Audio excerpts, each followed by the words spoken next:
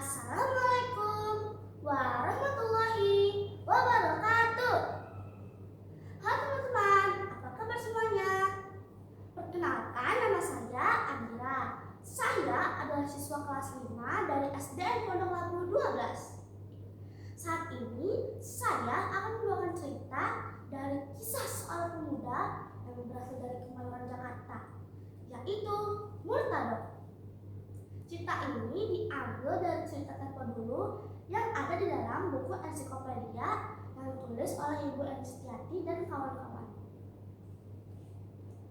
Dahulu kala, saat Belanda masih menjajah Indonesia, hiduplah seorang pemuda yang berasal dari Kemayoran, yaitu Murtado.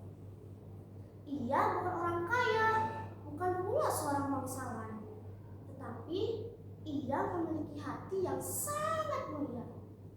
Ia sopan kepada orang tua, sayang kepada anak-anak, rajin belajar agama, dan pandai membela diri. Karena itulah semua orang mengenalinya. Namun, saat itu warga Kemayoran hidup dengan ketakutan. Banyak preman berkeliaran. Mereka merampas harta penduduk dan mengganggu para pedagang. Bahkan mereka juga bekerja sama dengan penjajah Belanda. Tetapi yang paling ditakuti warga saat itu adalah seorang mandor yang bernama Mandor Bacan dan atasannya Belihun. Suatu hari sedang berlangsung pesta panen. Semua orang bergembira. Anak-anak bermain, ibu-ibu memasak, ayah-ayah berkumpul. Tiba-tiba Mandor Bacan datang dan melihat seorang gadis. "Hei gadis cantik, mari ke sini." Gadis itu ketakutan. "Tolong, jangan ganggu saya." Di saat itulah Murtado berdiri dan berbicara. "Hei Mandor Bacan, jangan ganggu anak kecil. Mereka bukan milikmu." "Apa? Berani sekali kau melawanku." Mereka pun bertarung. Satu langkah, dua langkah, plak, buk, duk. Mandor Bacan pun terjatuh. Semua penduduk bersorak, "Ayo semuanya, kita dukung Murtado. Hidup Murtado, hidup Murtado." Mendengar anak buahnya kalah, Belihun menjadi sangat marah. Ia berkata, "Hei Murtado, lihat aku akan membalasmu. Tidak ada yang boleh melawan kekuasaanku." Beberapa hari kemudian, Belihun kembali berbuat jahat. Ia ingin mencelakai Murtado. Tetapi Murtado tidak takut. Dia tetap tenang dan berkata, "Orang kuat bukanlah suka menindas. Orang kuat adalah yang melindungi sesama." Mereka pun bertarung dan Belihun kalah. Karena itu ia menjadi sangat dendam. Suatu malam, 3 orang jagoan bayaran datang ke rumah Murtado. Mereka menggali tanah dan masuk ke rumah Murtado secara diam-diam. Suasana sangat gelap dan sunyi. Hanya terdengar suara langkah kaki. Krek, krek, krek. Di saat itu Murtado terbangun.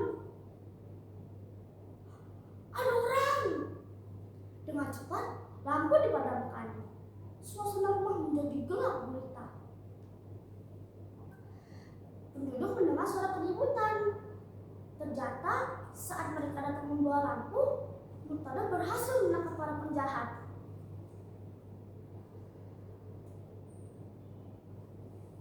Nah teman-teman, jika ada orang yang berbuat jahat, apakah kita boleh membalas dengan kejahatan? Betul, kita tidak boleh. Lalu, apa yang dilakukan Murtado? Ia menyerahkan para penjahat kepada orang yang berwenang, karena keadilan harus ditegakkan dengan cara yang benar. Suatu malam, Belihun kembali berbuat jahat. Ia hendak mencelakai seorang gadis. seorang Murtado. Lindungi yang lemah, jangan menyakiti perempuan. Di saat itu, Mbak Limun sadar dan menyesal. Murtado, maafkan aku. Selama ini aku banyak berbuat salah kepadamu.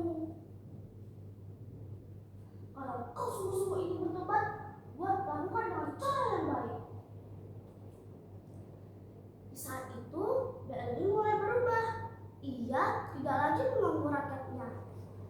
Karena keberanian dan ketulusan Murtado, warga Kemayoran hidup dengan lebih aman. Bahkan Belanda sempat menawarkan jabatan yang tinggi, tapi Murtado menolaknya. Aku tidak ingin menjadi anak penjajah. Aku hanya ingin hidup bersama rakyatku dan melindungi mereka secara ikhlas. Nah, teman-teman, dari kisah Murtado kita belajar bahwa keberanian bukan berarti suka berkelahi, tetapi berani adalah suka membela yang benar. Orang hebat bukan ditakuti, tapi orang hebat adalah yang suka melindungi sesama.